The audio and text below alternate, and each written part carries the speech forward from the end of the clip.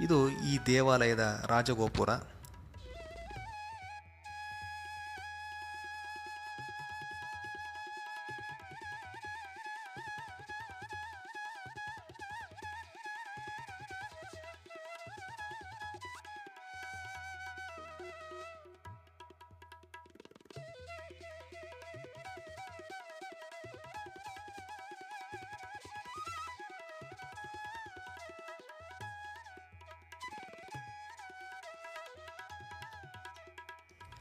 ಹನ್ನೆರಡು ಆಳ್ವಾರ್ಗಳಲ್ಲಿ ಒಬ್ಬರಾದಂತಹ ಶ್ರೀ ಪೊಯ್ಹೈ ಆಳ್ವಾರವರು ಈ ದೇವಾಲಯದ ಆವರಣದಲ್ಲಿರುವಂತಹ ತಾವರೆಯ ಕೊಳದಲ್ಲಿ ಅವತರಿಸಿದರು ಅಂತ ಹೇಳಲಾಗ್ತಾ ಇದೆ.